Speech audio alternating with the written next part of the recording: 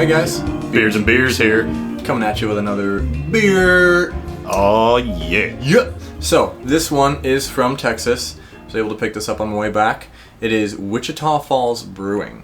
Interesting. So this is a pretty green brewery in the sense that they just opened in March of 2017. And honestly, that's pretty impressive that they opened so recently and still were able to survive this COVID shutdown madness. That's amazing.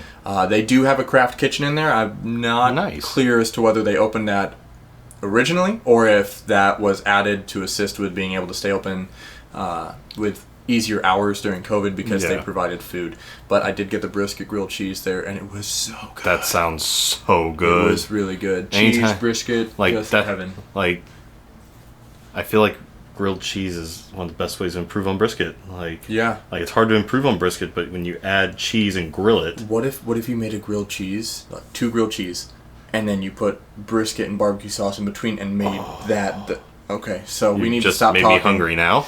All right. Rocking a semi under this camera. So, Wichita Falls Brewing, opened in 2017. Awesome food. We have one of their brown ales here. It is Hazel's Nuts and Praline Brown. So, yes, you heard me right. Hazel's Nuts. Not hazelnuts. Hazel's Nuts. I'm going to give you a minute to think about that. Minute up. All right. So, we're going to crack this open here, show you off the can real quick. Got a little bit of a glare on that, I apologize. But yeah, just some neat, real simple can art. Very clean. Yeah, it's pretty cool. So I'm going to crack this open. Excuse the technical difficulties while we figure out how to open a can. Almost started singing elevator music. Alright.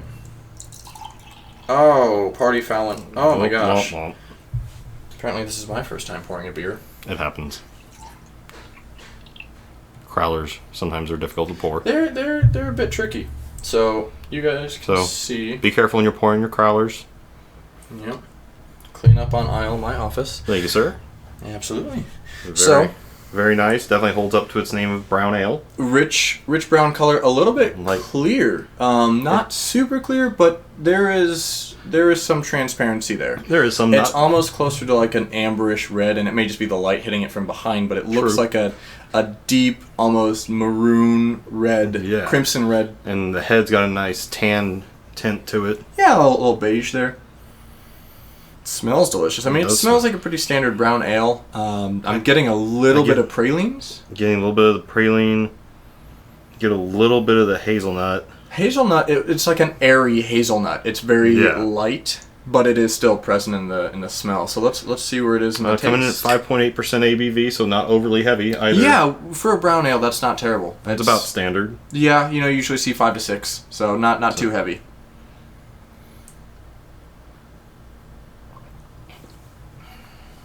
That is really... It's light up front, and then it gets some weight to it on the back end, and then cleans right out. That's the best way I can describe it. There's not much of a mouthfeel on it. It has a nutty airiness to it, just like the smell. Yeah, absolutely. So it's got that nuttiness. It's sweet, but the sweetness seems to just evaporate. It does. Like it's sweet, and then it's just nothing, and you're just...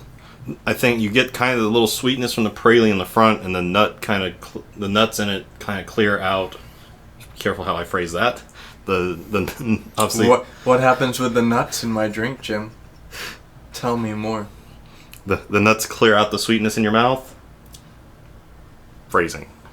Back to the beer. You pushed me, so I did it. I pushed, you thrusted. Okay. What are we giving this? I mean, it speaks to what it says it is. It's a true brown ale. It is a true brown ale. It is very light. I enjoy the nuttiness that it brings out. It does. Yeah, it's nice. It's clean, very clean beer. Even though it is somewhat unfiltered, it still has the clean mouthfeel. It does. I'm gonna go ahead and go with a 4 on this one. I think it's good. It's not my favorite, but it's it's kind of unique with the hazelnut and the pralines. They did a good job with it. They did. I'm going to sit this one at a 4, personally.